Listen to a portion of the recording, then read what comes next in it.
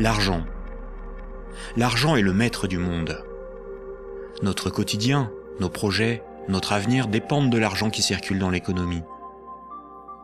Pourtant, rares sont les citoyens, les politiciens, les décideurs sachant vraiment ce qu'est l'argent, d'où vient l'argent, qui fabrique l'argent. Beaucoup croient que l'argent est fabriqué par l'État, qu'ils ont réellement de l'argent sur leur compte, et que les banques prêtent l'argent de leurs déposants quand elles font crédit. Ces trois croyances sont fausses. La confusion règne au profit d'une finance mondialisée qui, de crise en crise, renforce son pouvoir de domination et détruit lentement nos démocraties, alors même qu'une infime proportion de la population mondiale n'a jamais accumulé autant de richesses. En partant de ce que tout le monde connaît, pas à pas, en employant les termes techniques, en illustrant chaque principe par des exemples simples, ce document vous donne les bases indispensables à la compréhension du système bancaire et monétaire, et met en perspective les crises financières et économiques qui ne cessent de s'aggraver depuis 2008. La monnaie est au cœur de nos économies. Elle en est le fluide qui permet les échanges des biens et des services. Les biens, ce sont les objets physiques qui ont un prix, comme de la nourriture, des outils, de l'immobilier, des objets de la vie courante, des véhicules, de l'électronique. Un service, c'est du temps que l'on consacre à réaliser quelque chose contre une rémunération. Les architectes, les médecins, les garagistes, les peintres, les avocats, les comptables vendent de leur temps, sous la forme de services. Les biens et les services sont achetés avec de la monnaie. Savoir qui crée la monnaie est donc indispensable pour comprendre comment le monde fonctionne.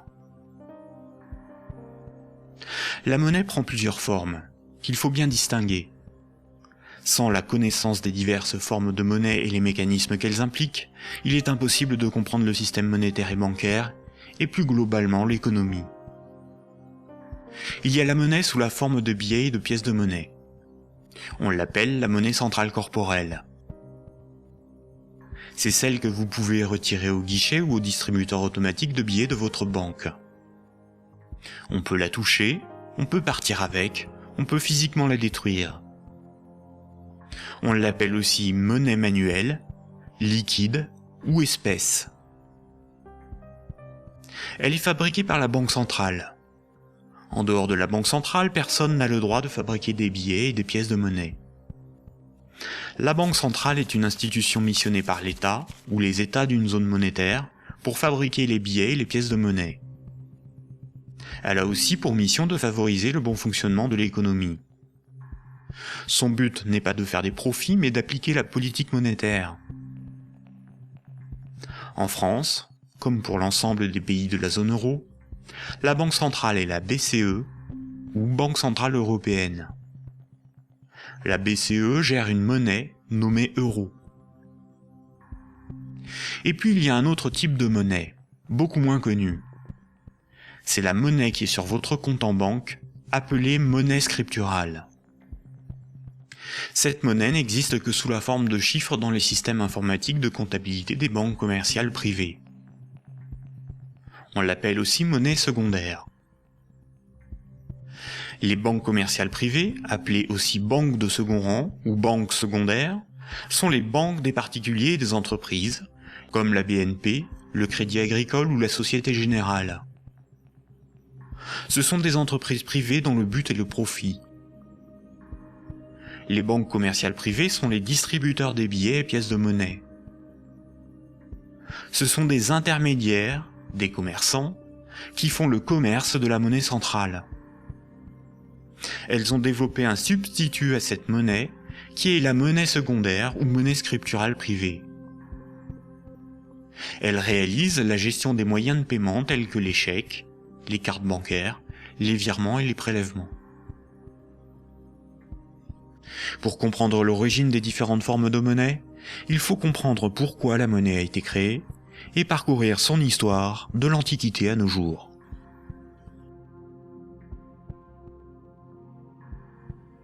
L'histoire de la monnaie s'étale sur des milliers d'années. La plupart des gens pensent que la monnaie remplace le troc. Le troc est le fait d'échanger un bien contre un autre.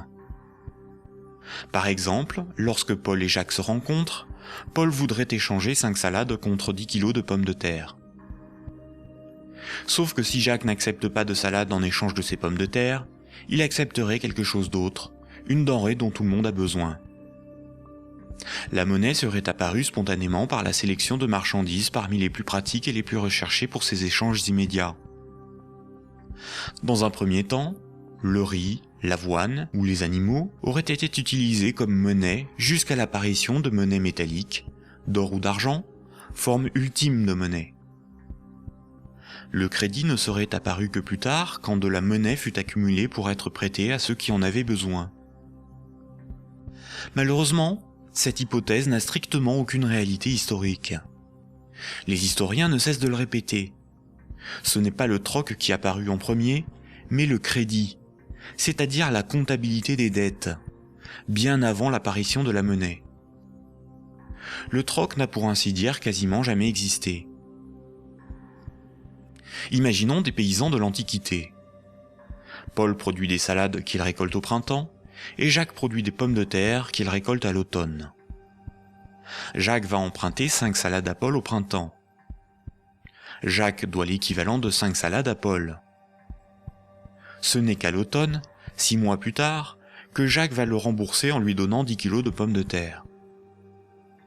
C'est la confiance qui permet ces échanges différés. On peut dire que Paul et Jacques se font confiance.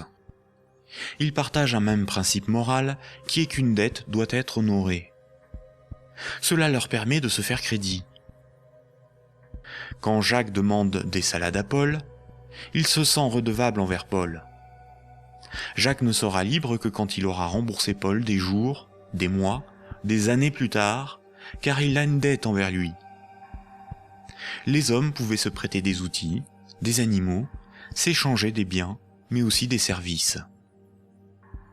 Au-delà d'un certain volume d'échanges, la parole donnée ne suffit plus à garantir la confiance, il faut consigner par écrit.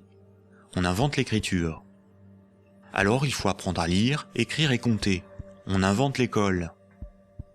Il faut aussi avoir confiance dans la quantité, mesurer ce que l'on échange. On invente les étalons et la métrologie. Enfin, il faut aussi avoir un arbitre en cas de litige. On invente les tribunaux. Les communautés prenaient une unité de compte virtuelle, ou un étalon, pour donner un prix aux biens et aux services qu'ils s'échangeaient. Si 5 salades valaient 10 unités de compte, alors quand Paul donnait 5 salades à Jacques, il lui devait 10 unités de compte. On a retrouvé nombre d'objets servant de registre de dette. Des bâtons, des boules d'argile, des papyrus, des bouts de tissu, des figurines. Parmi les plus anciens registres figurent des centaines de milliers de tablettes d'argile de l'époque sumérienne où étaient tenus des comptes et consignés des dettes. Ces tablettes étaient gérées par des temples proches des marchés. Personne ne pouvait empêcher les hommes de se faire crédit. Les unités de compte nécessaires à donner un prix à ce qui s'échangeait n'étaient qu'indicatives. Il n'est pas nécessaire de se procurer ou d'acheter des centimètres à chaque fois que l'on mesure ce que l'on prête à autrui. Durant plusieurs milliers d'années, il n'y avait pas de monnaie, juste la comptabilité des dettes des uns et des autres et des communautés entre elles. Ce n'est que beaucoup plus tard, environ 700 ans avant Jésus-Christ, que des souverains ou des castes régnantes ont imposé l'usage de monnaie comme moyen d'échange, sous la forme d'un objet dont ils s'attribuaient l'exclusivité de la production. Ils émettaient la monnaie, généralement des pièces d'or, d'argent ou de cuivre, payaient leurs soldats avec et menaient des guerres pour conquérir de nouveaux territoires. Pour se procurer nourriture et équipement, les soldats imposaient par la force aux paysans et aux marchands cette monnaie comme paiement. Le pouvoir récupérait ensuite de cette monnaie lors de la perception des impôts. Comme tout le monde devait disposer de monnaie pour payer les impôts, elle devenait rapidement la monnaie officielle. Elle était acceptée comme paiement et elle se diffusait dans la communauté. Le pouvoir pouvait donc acheter nourriture, marchandises et richesses grâce à la monnaie qu'il produisait lui-même. Tant que l'on avait une dette, on n'était pas libre. On risquait de devenir l'esclave de son créancier ou d'être emprisonné si on ne s'acquittait pas de l'impôt. C'est la servitude pour dette. Et c'est pour ça qu'une monnaie employable pour payer une dette ou un impôt a un pouvoir libératoire. La monnaie a donc été créée par des castes régnantes, des souverains, pour extorquer une partie de la production des populations, vivre et s'enrichir sans travailler. C'est par ce principe que des empires se sont bâtis. Historiquement, le troc n'était pratiqué que durant les périodes de chaos et de conflits, lorsque la monnaie venait à manquer. Au Moyen Âge, avec le développement du commerce, les métaux précieux comme l'or ou l'argent étaient devenus une monnaie internationale. Il était risqué de posséder et transporter ces métaux précieux. On risquait de se les faire dérober. À partir du XVIIe siècle, les marchands de Londres et de Stockholm commencèrent à confier la garde de leurs métaux précieux aux orfèvres, les négociants en métaux précieux.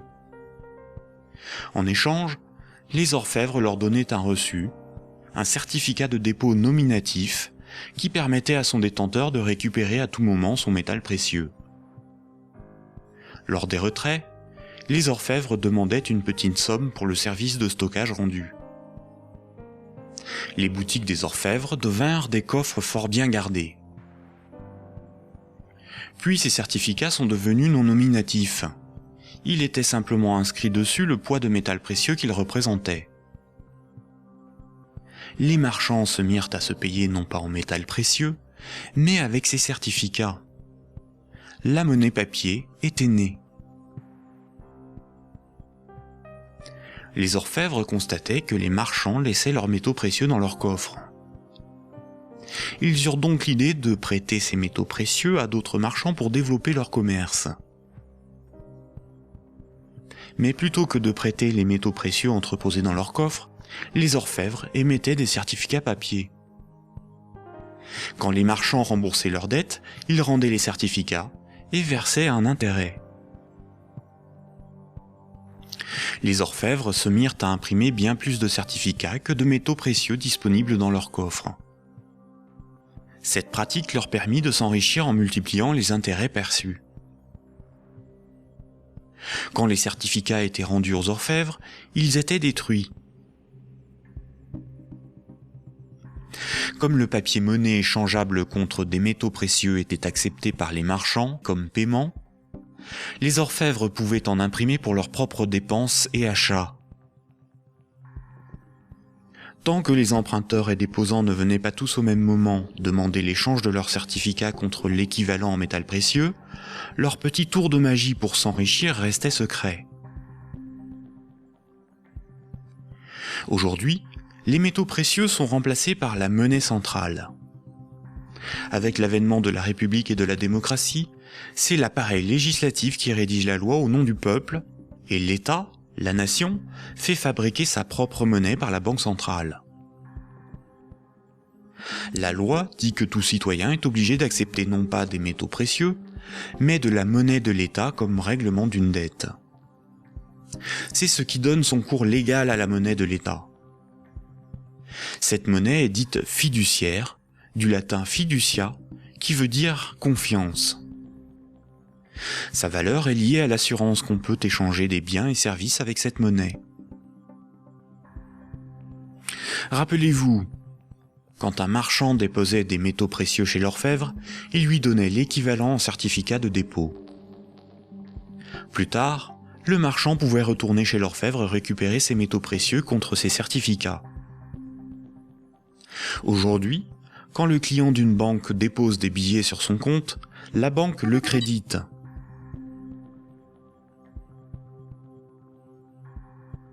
Il lui est possible de les retirer de son compte plus tard.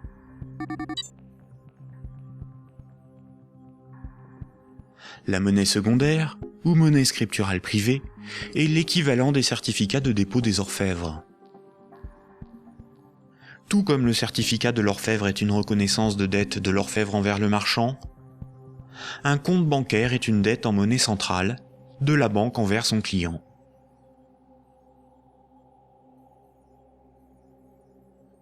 Du temps des orfèvres, quand les marchands se payaient en métaux précieux, c'est comme lorsqu'aujourd'hui, on paie les commerçants avec de la monnaie centrale, des billets de banque. Ensuite, quand les marchands se payaient avec des certificats de dépôt de l'orfèvre, c'est comme lorsqu'aujourd'hui, on paie un commerçant par un transfert de monnaie scripturale de notre compte bancaire à celui du commerçant.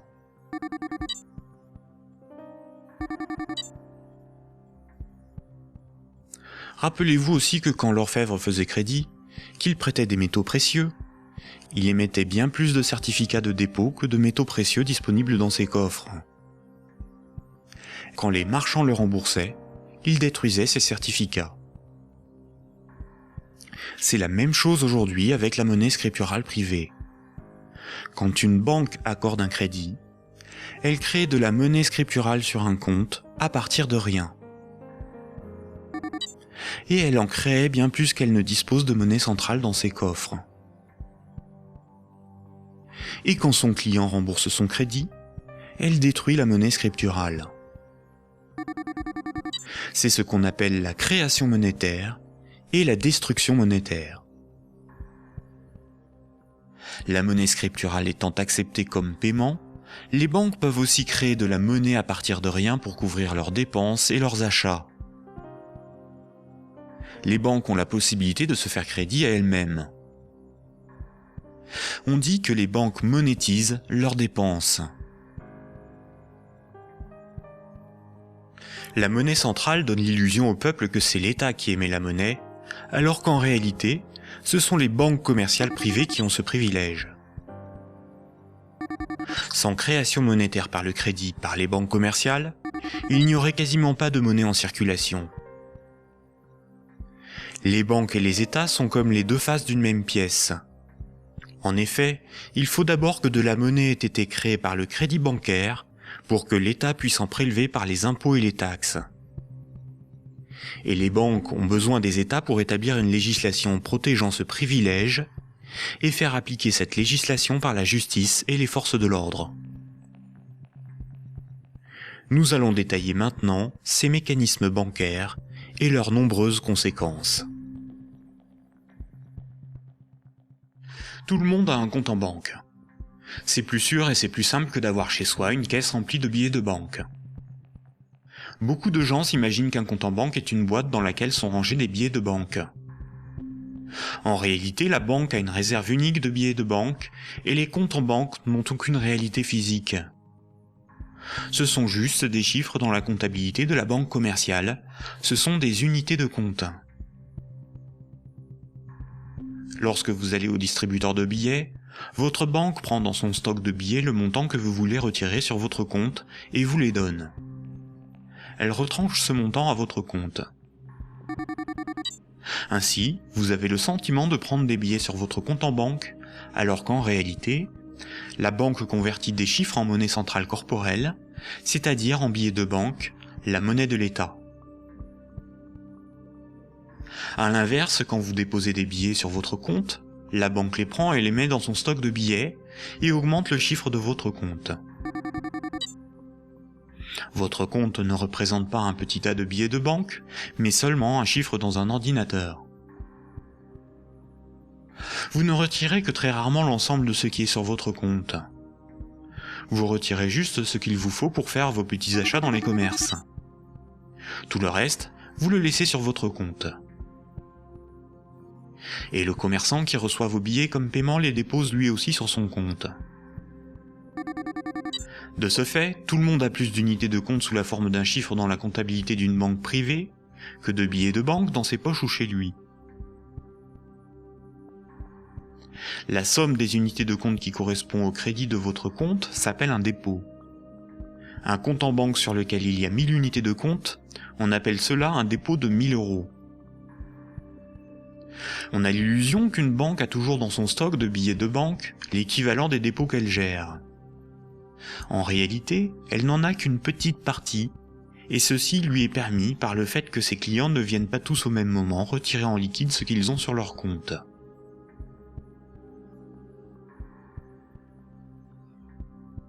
En Europe, la monnaie centrale est la monnaie qui a cours légal. C'est la monnaie officielle des États de la zone euro, dont l'État français.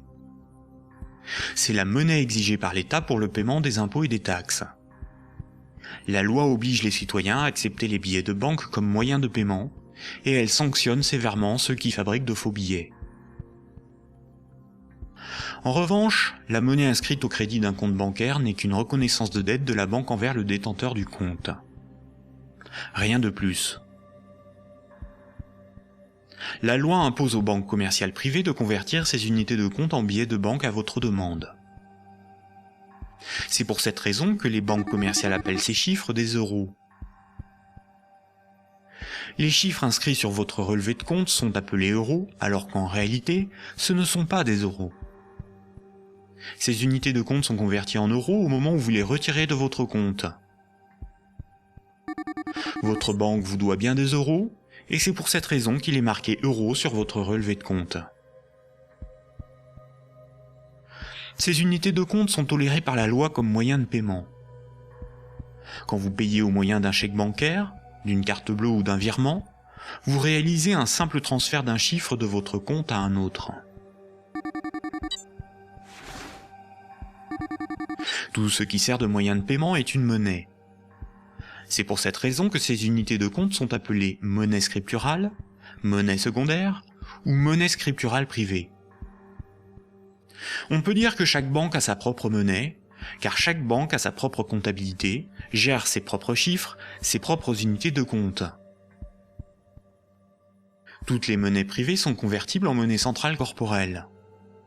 Elles ont toutes la même valeur. Mais la monnaie scripturale d'une banque commerciale privée n'est garantie que par la banque elle-même. Une banque commerciale étant une entreprise comme une autre, elle peut faire faillite. Si elle fait faillite, elle ne peut plus garantir sa monnaie privée, et par conséquent les montants des comptes bancaires de ses clients. Les unités de compte sur les comptes bancaires peuvent tout simplement disparaître.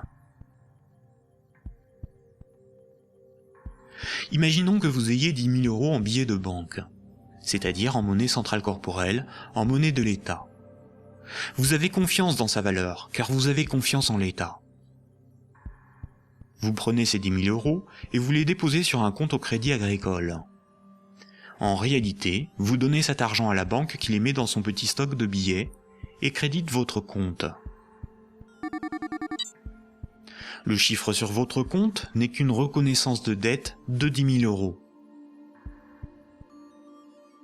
Ce sont des unités de compte privées, car la banque est maintenant propriétaire des 10 000 € que vous lui avez donnés, et qu'elle va probablement mettre dans un distributeur de billets pour que d'autres clients puissent retirer du liquide. La loi dit simplement qu'à votre demande, à tout moment, la banque est tenue de convertir les 10 000 unités de compte en billets de banque. Et ce que vous ne savez pas, c'est que la banque n'a qu'une petite partie des montants des comptes de ses clients sous la forme de billets de banque. Gardez à l'esprit que moins de 7% de la totalité de la monnaie en circulation est sous la forme de billets et de pièces de monnaie qui ont cours légal. Ce que vous avez sur votre compte, ce n'est qu'une promesse de remboursement en euros, et non de véritables euros.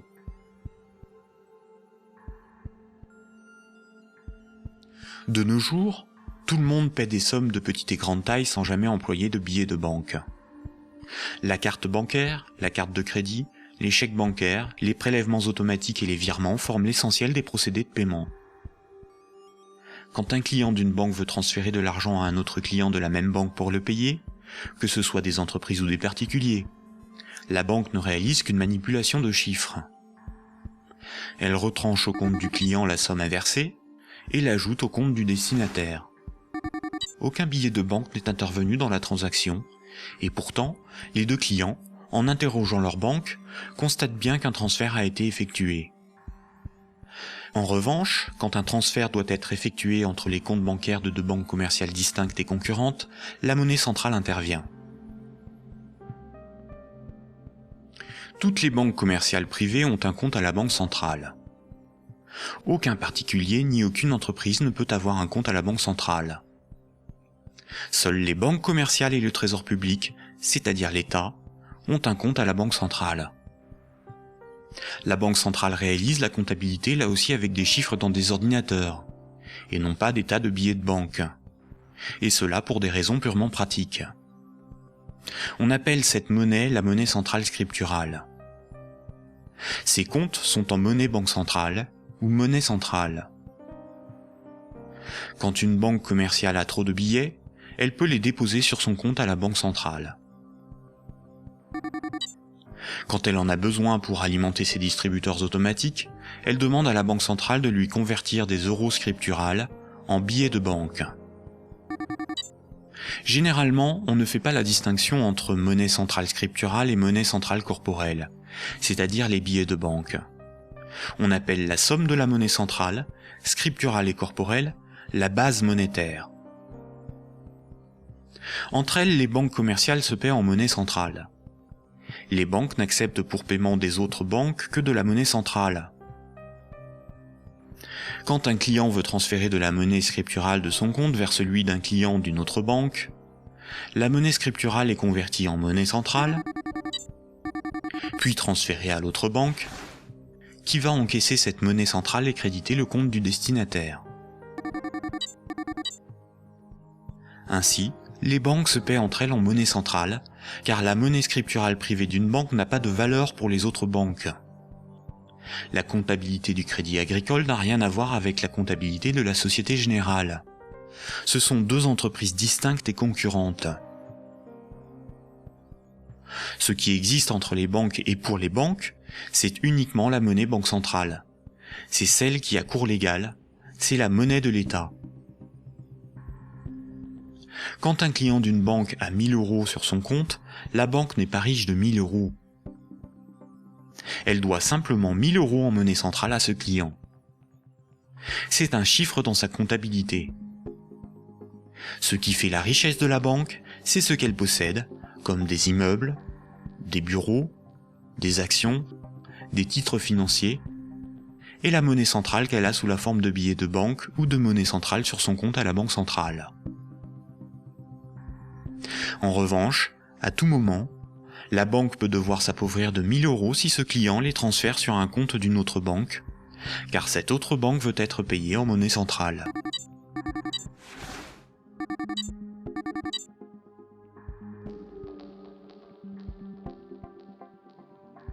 Les banques ne réalisent pas leur paiement en banque centrale à chaque fois qu'un transfert est réalisé.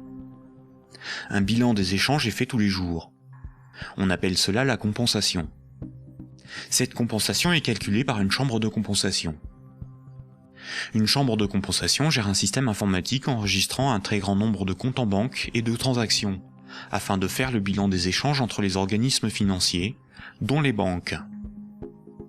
La chambre de compensation la plus connue est Clearstream, à cause de l'affaire politico-financière qui porte son nom. Imaginons deux banques. Un client de la première banque paie 10 euros à un client de la seconde. Un client de la seconde paie 15 euros à un client de la première. À la fin de la journée, la compensation calcule un différentiel de 5 euros au profit de la première banque. Le paiement peut se faire directement par virement entre leurs comptes à la banque centrale. Quand une banque voit son compte débité à cause d'une compensation ou par un retrait au guichet par un client, on appelle cela une fuite.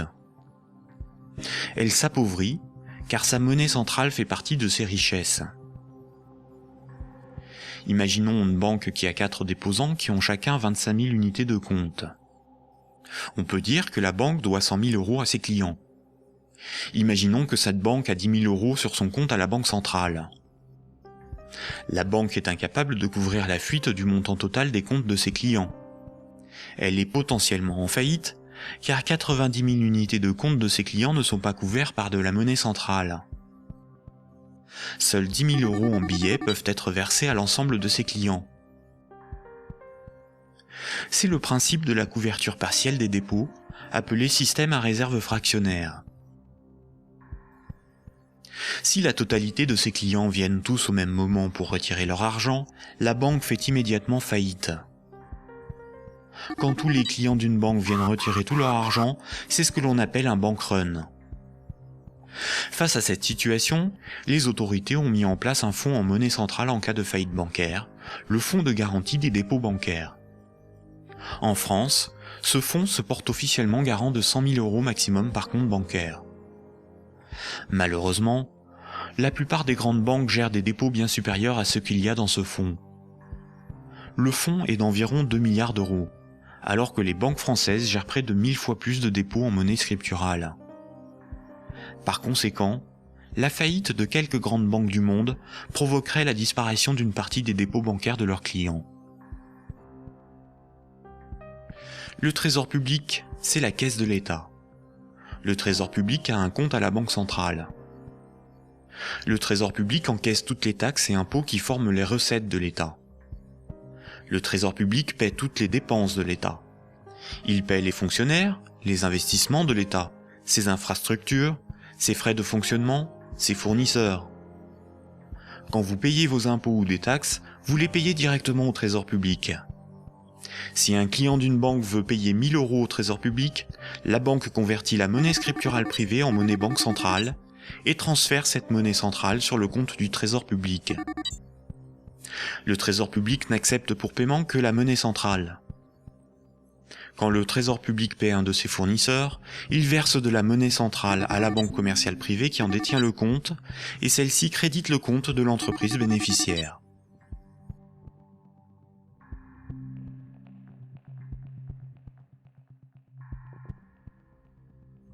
Récapitulons. Le système monétaire est basé sur deux espaces monétaires distincts et isolés. L'espace de la monnaie centrale et l'espace de la monnaie scripturale privée. La monnaie centrale, c'est la monnaie de l'État. La monnaie centrale sert aux banques et au Trésor public pour se payer. La monnaie scripturale privée, ou monnaie secondaire, c'est la monnaie gérée par les banques commerciales privées. Les particuliers et les entreprises utilisent principalement cette monnaie. Quand un citoyen reçoit son salaire, c'est par transfert de monnaie scripturale privée. Sur son relevé de compte, il voit marqué euros, alors que ces euros n'existent pas. Le chiffre au crédit de son compte est une promesse de remboursement en euros. Or, si une banque fait faillite, elle ne peut plus honorer sa promesse vis-à-vis de ses clients. En France, les deux premières banques gèrent plus de la moitié des dépôts bancaires. Aucun gouvernement ne permettra à une grande banque de faire faillite, car des millions de citoyens et d'entreprises perdraient une partie de leur argent. Ce serait une catastrophe sociale que l'ensemble de la société devrait compenser par l'appauvrissement général de la population. Toute entreprise peut faire faillite si elle est mal gérée, même les plus importantes. Mais cette règle ne s'applique pas aux grandes banques. Les gouvernements les sauvent en taxant l'ensemble des citoyens si nécessaire. Voici ce qu'en pense Frédéric Lordon, économiste, directeur de recherche au CNRS et chercheur au Centre de sociologie européenne. Frédéric Lordon, vous êtes plus radical ? J'en ai peur. C'est-à-dire, il me semble que derrière toutes les argumentations techniques du monde, il y a une question préjudicielle qui est une question de principe.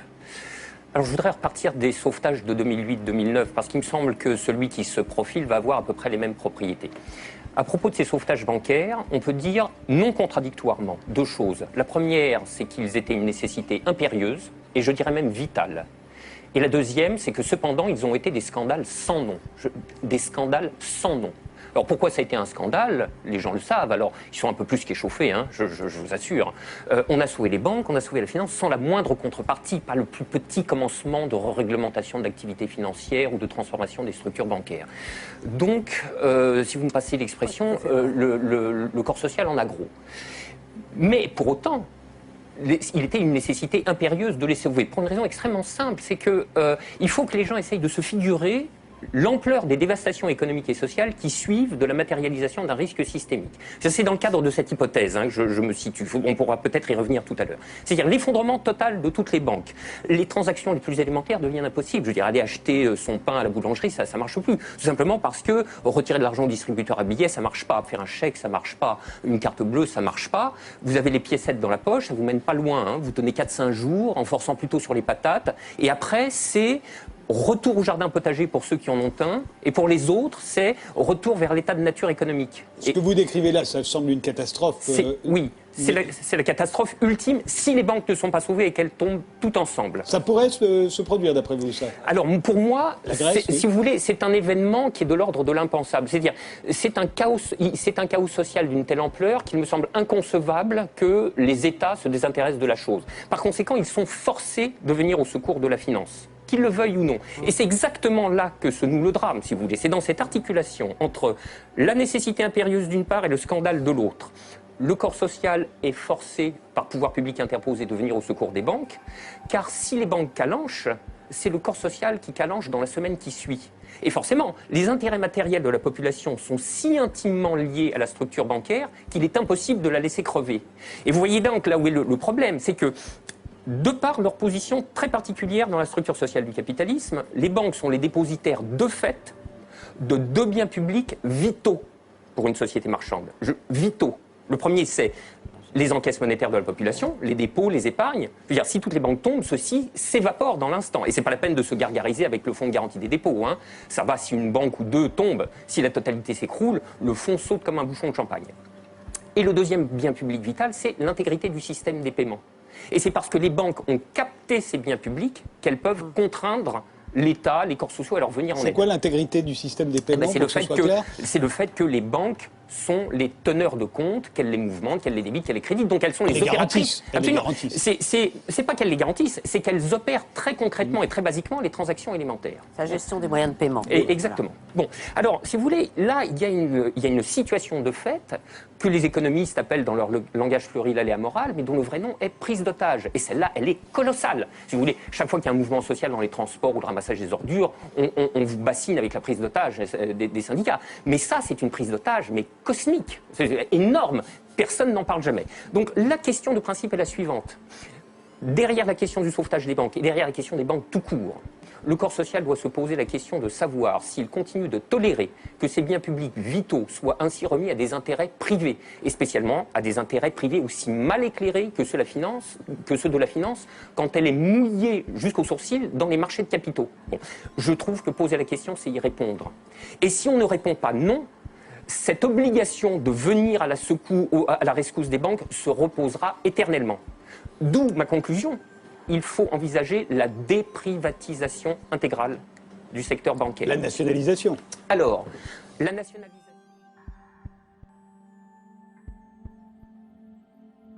On constate que quand les dirigeants et actionnaires des grandes banques touchent des bénéfices, ceux-ci s'enrichissent.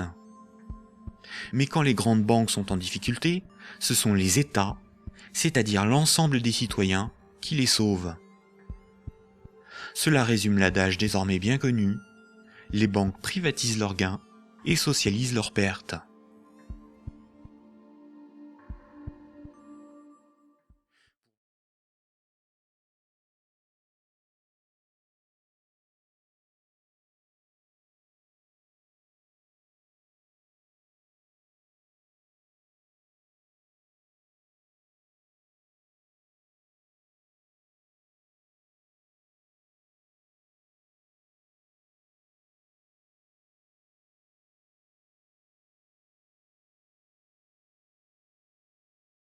Oui.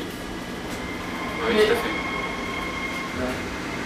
Et c'est cool parce qu'en fait, toutes ces liquidités, en fait, elle a des liquidités qui peuvent être sous la forme de billets de banque, de la monnaie centrale corporelle, ou des liquidités sous la forme de monnaie centrale scripturale sur leur compte à la banque centrale. Donc du coup, à chaque fois qu'il y a un paiement d'un compte d'une banque vers le compte d'une autre banque, il y a en parallèle le paiement en monnaie centrale du compte de la première banque vers le compte de la seconde banque à la banque centrale. C'est pour ça qu'ils sont obligés de compenser et qu'ils le font d'une manière journalière, pas à chaque fois qu'on paye. Parce que ça ferait des mouvements, ça ferait énormément de mouvements qui ne serviraient à rien en fait.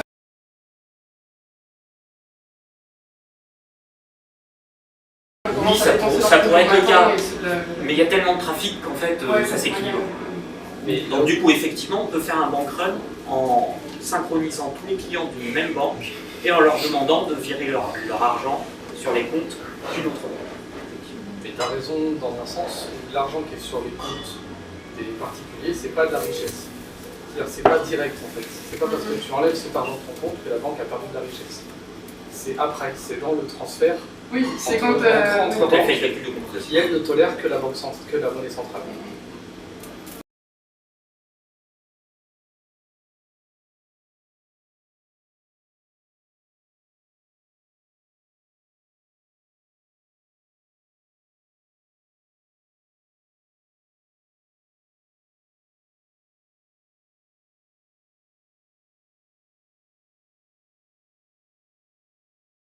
C'est ça, mais une banque publique, s'il y a un bank run, elle se retrouve en difficulté tout pareil, sauf que c'est l'État qui va venir en garantie, c'est-à-dire qu'il va boucher les trous.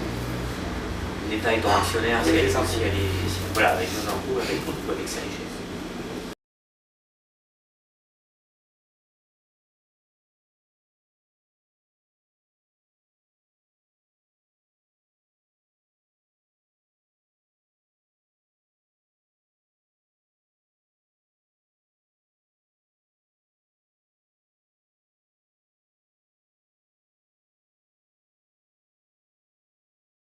Effectivement, donc on a intérêt à tout retirer. D'accord. C'est le principe Ouais, d'un c'est ça, bank en run. fait. Donc, on a gagné en fait. C'est ça. C'est ça, exactement. Et D'où les sauvageries que tu vois à l'entrée des banques quand il y a effectivement un Ouais. bank run. Ouais. Ça devient une vraie guerre. Ouais, parce que en fait, Effectivement. oui.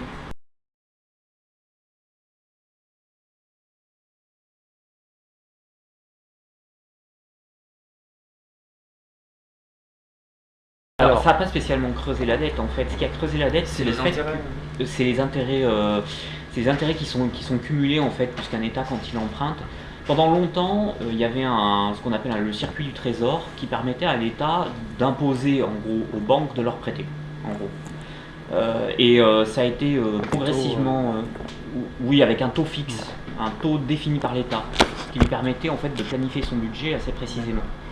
Et ensuite, dans les années 70, il y a une vague de néolibérale, enfin, de financiarisation qui a poussé les États en fait à rendre les banques centrales totalement indépendantes et donc à devoir emprunter à taux variable, enfin à taux du marché en fonction de l'offre et de la demande, aux banques directement. Donc on a une liste, quand on va sur France Trésor, on a une liste des banques auxquelles l'État demande d'acheter en fait, les bons du Trésor lors des adjudications. Et c'est ça en fait qui a créé l'intérêt.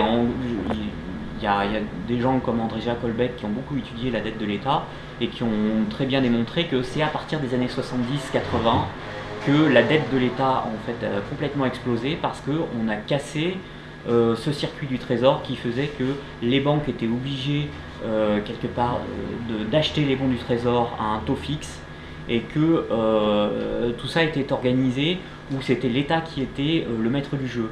Maintenant avec les marchés financiers, maintenant que l'État est obligé de passer par les marchés financiers, c'est le jeu de l'offre et de la demande qui définit le taux d'intérêt auquel va emprunter l'État. Et comme il est régulièrement et un peu perpétuellement en déficit, son endettement n'arrête pas d'augmenter, alors qu'avant c'était la Banque centrale qui pouvait directement prêter à l'État. L'État, dans certains cas, sur certains types d'emprunts, pouvait directement demander à la Banque centrale de lui donner de l'argent, c'est-à-dire de faire de la création monétaire à son profit. Et ce qui lui permettait de boucher pas mal les trous, quoi, quand même. Et puis de créer de la dynamique économique également. C'est en finançant des grands travaux.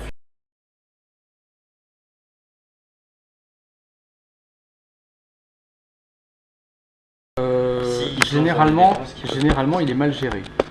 Pour une raison assez simple, tu vas trouver sur le net des témoignages d'étudiants à l'ENA et de gens qui sont formés pour devenir des hommes d'État. Ils sont formés à gagner le pouvoir et ils sont formés à faire en sorte que leur clan reste uni.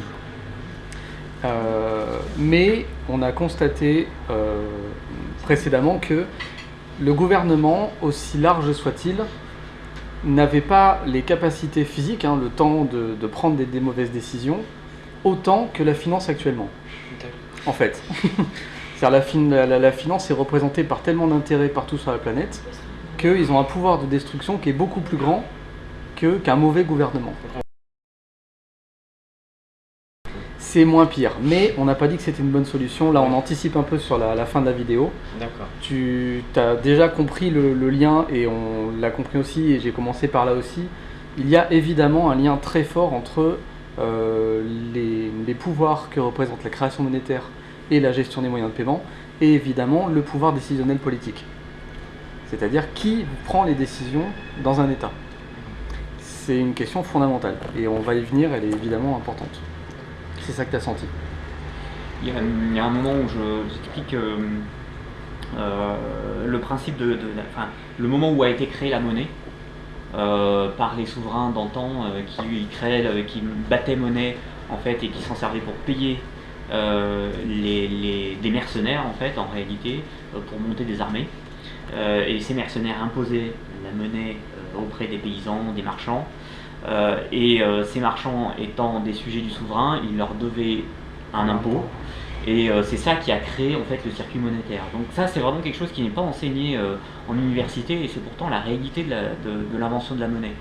C'est Adam Smith qui a inventé cette espèce de fable comme quoi on a sélectionné quelque part les monnaies métalliques au bout d'un processus en fait en prenant du riz, des animaux etc. comme monnaie, puis au bout d'un moment on aurait créé la monnaie métallique. C'est un mythe complet. Des dromadaires. Ce qu'il faut bien voir, c'est que à l'époque le souverain encore avant le souverain, le pouvoir, lui, ce qu'il veut, c'est organiser la société, vivre aux dépens des gens, et pour ça, il a besoin de ponctionner, enfin, il ne va pas planter lui-même ses patates, il a besoin de les ponctionner chez le paysan, sur le dos du paysan qui les produit. Et pour ça, ils avaient l'esclavagisme, ou alors ils débarquaient chez les paysans et disaient, voilà, je prends tant de pourcents de la récolte, et c'est comme ça. Donc c'est une espèce de dette perpétuelle qu'ont les sujets envers le souverain. Et ça c'était l'objet de violence en fait. Et c'est à partir du moment où les souverains ont commencé à réfléchir à comment masquer un peu les choses et à les rendre plus acceptables. Et c'est là qu'ils se sont dit que la création de la monnaie, de rondelles métalliques dont ils s'attribuaient l'exclusivité de la production, ça leur permettait en fait de masquer la violence. C'est-à-dire que la violence du coup vient de l'impôt, et ça permet d'établir une règle, une dette perpétuelle aussi, mais qui devient monétaire, et que du coup ça déporte la violence. La violence devient une loi et non plus une violence directe où on tape sur les gens pour qu'ils nous donnent une partie de leur récolte. Ça, c'est pas la faute du gouvernement, c'est la loi.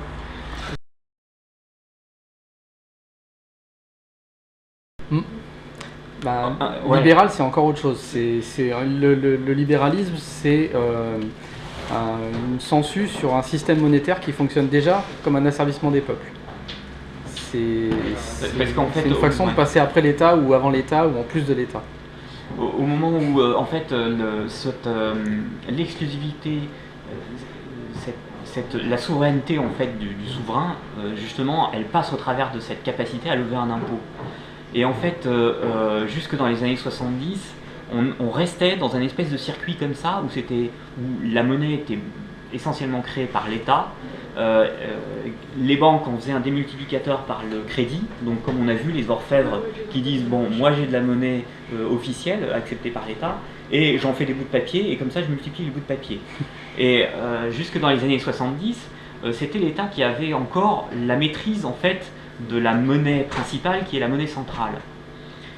C'est à partir des années 70 pourquoi est-ce qu'aujourd'hui on voit un transfert très important de souveraineté en fait des États vers la finance. C'est parce que l'État, à partir des années 70, il a été contraint de lâcher la création monétaire. C'est-à-dire qu'avant il pouvait dire moi je veux de la création monétaire, les banques se pliaient, elles disaient oui on va vous faire, oui la banque centrale disait oui ok on vous fait tant d'argent et on vous livre l'argent et vous en faites ce que vous voulez. Donc l'État était souverain. Et avec il y a eu une cassure, c'est au moment où justement, par philosophie libérale, néolibérale, on a dit l'État maintenant il n'a plus le droit d'imposer à la Banque centrale de monétiser ses besoins. Et du coup, il a perdu le pouvoir à ce moment-là. Parce qu'en réalité, la monnaie est réellement un outil politique. C'est-à-dire que avec la démocratie, tant que le pouvoir avait cette possibilité de créer de la monnaie, il était souverain. C'est-à-dire qu'il pouvait décider de ce qu'il voulait faire. Et à partir des années 70, à partir du moment où il perd le pouvoir de monétiser en fait ses besoins, c'est-à-dire qu'il est obligé de demander aux financiers de dire est-ce que vous pouvez bien nous prêter à un taux avantageux, s'il vous plaît. À partir de ce moment-là, c'est les financiers, c'est les marchés financiers qui ont le pouvoir. Et c'est pour ça que depuis les années 70, on voit un transfert de plus en plus important de souveraineté des États vers les financiers. Puisque en réalité, c'est les financiers qui créent l'argent au travers de la banque et que les États n'ont plus la possibilité de créer de la monnaie pour leurs propres besoins. Du coup, ça c'est un détail que je n'ai pas forcément montré dans mon film, que je réfléchis et je suis encore en train de me documenter là-dessus, j'ai encore des bouquins à lire là-dessus, de gens qui mettent en valeur ça, et effectivement ça permet de comprendre pourquoi est-ce qu'aujourd'hui la finance a le pouvoir, et que c'est plus les États. Et comme c'est plus les États, c'est plus nous. Nous on vote pour des gens qui n'ont plus de pouvoir, puisque c'est les financiers qui ont récupéré le pouvoir de la création monétaire et qui ont donc la possibilité de choisir, on va plutôt faire du social ou plutôt faire du business. Aux financiers, il ne faut pas leur demander. Ils vont faire du business parce que ça rapporte. Le social, ça ne rapporte rien. Et du coup, ça c'est un élément très important bon, que je ne montre pas, et je vais probablement faire une V2 qui va montrer en fait, cet aspect-là, ce transfert. Parce qu'en fait, dans le débat sur la loi de 73 notamment, il y a ça en sous-jacent en fait. C'est pourquoi est-ce que l'État a perdu sa souveraineté? Pourquoi est-ce que quand on vote pour les politiques, en fait, ça sert à rien aujourd'hui? Et ben c'est parce que les politiques n'ont plus la main sur la création monétaire. Je simplifie un peu, hein, je fais un peu un tout droit. Mais...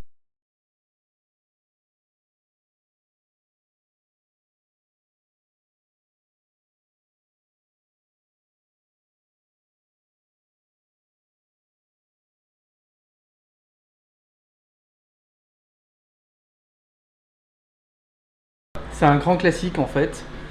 À chaque fois, la loi est présentée pour obtenir les objectifs exactement inverses de ce qui se passe réellement. Quand Nixon a déconnecté le dollar de l'or, le discours était très précisément de lutter contre l'inflation. C'est exactement l'inverse qu'il voulait, c'est exactement l'inverse que ses financiers voulaient, et c'est exactement l'inverse qui s'est passé. C'est un grand classique, c'est la courbe du chômage qui va baisser d'Hollande, à chaque fois en fait c'est pour faire passer une loi qui produit exactement l'inverse. Comme les mécanismes derrière sont compliqués et prennent souvent plus de temps qu'un mandat, et ben c'est toujours la faute du suivant. L'astuce elle est là aussi. C'est-à-dire que je vais passer une loi en disant moi j'ai fait ce que j'ai pu, regardez j'ai passé cette loi pour ça, et les effets vont arriver sur le suivant. Lui il fait n'importe quoi, vous voyez bien, etc. Alors c'est vrai qu'on a eu pas mal d'inflation, même jusque dans les années 80. Les 30 glorieuses, ce dynamisme économique s'est beaucoup fait avec de l'inflation, avec de la création monétaire en fait massive qui a généré de l'inflation. Mais en même temps, ça voulait dire aussi qu'on avait beaucoup de monnaie dans l'économie, donc il n'y avait quasiment pas de chômage. L'inflation, c'est embêtant pour les gens qui ont de l'argent de côté, parce que quand on a de l'argent de côté avec l'inflation, ça dévalue, puisque le prix d'une maison va augmenter, le prix de tous les biens en fait vont augmenter. Donc si on conserve de la monnaie, cette monnaie, elle perd de son pouvoir d'achat. Donc ça embête ceux qui ont beaucoup de monnaie. Et ceux qui ont beaucoup de monnaie, en général, c'est les financiers qui gèrent beaucoup d'argent, et tous les épargnants. Et c'est vrai que quand on est dans une société, par exemple, vieillissante, où il y a beaucoup plus d'épargne, on a tendance à avoir à chercher une inflation plus faible dans les pays qui sont plus jeunes et qui ont on va chercher peut-être un taux d'inflation un petit peu supérieur. Sachant que, on fait une petite aparté sur l'inflation, le chiffre que vous fournit l'INSEE n'est pas bon. Il est truqué parce que il y a un intérêt des financiers à ce que l'inflation soit pas très forte, mais il y a un intérêt des financiers à ce que l'inflation connue par le public soit faible. Pour la simple et bonne raison qu'il y a des salaires qui sont indexés sur l'inflation. C'était le cas de tous les salaires jusqu'en 83, c'est ce qu'on appelait l'échelle mobile des salaires. Et il y a des minima sociaux qui sont indexés sur l'inflation. Donc pour ne surtout pas trop augmenter... voilà. Pour ne surtout pas trop augmenter les gens et pour ne surtout pas trop augmenter les minima sociaux, il faut absolument que l'inflation perçue par le grand public, et donc les chiffres transmis par l'INSEE, soient faux. Et ils sont faux dans des proportions de 2 pour 4,5. On est à 2% d'après l'INSEE. Dans la réalité, depuis 10 ans, on est entre 5 et 6% d'inflation. Parce que l'un des gros points sur lequel l'INSEE joue, entre guillemets, pour faire croire que l'inflation est plus faible, il considère que le loyer représente quelques pourcents de tes revenus. Je crois que c'est quoi? C'est 6-7% des revenus, un truc comme ça. C'est moins de 10%. En gros, un ménage, donc un couple, qui gagne 30 000 euros par an, si tu suis les chiffres de l'INSEE, ils sont censés payer 147 euros de loyer par mois. Voilà. Donc, ce qui est parfaitement faux, évidemment, tout le monde voit sa feuille de loyer tous les mois et on voit très bien que c'est une arnaque, quoi. Donc c'est un calcul de l'inflation qui favorise les plus riches, qui est basé uniquement sur les plus riches, et qui pénalise énormément les plus pauvres parce que les gens se disent une inflation faible, on n'est pas obligé de les augmenter, etc. Et ça, c'est ce qui contribue encore d'accroître les inégalités, en plus du système monétaire, parce que ça permet que les pauvres ne voient pas leur salaire augmenter mais les dépensent beaucoup, et c'est exactement l'inverse pour les riches. Les salaires augmentent entre 20 et 30%, les 1% les plus riches. La société dans laquelle je travaille, j'ai découvert ça cette semaine, en 3 ans, les actions ont fait 1000%. 333 euros par an. Et nos salaires, 1,8. C'est la même partout parce que le système de base est le même en fait. C'est pas la société qui décide d'être des enfoirés. Il y a une mécanique plus profonde et plus globale qui fait qu'on en arrive à ces comportements-là et à ces mécanismes-là.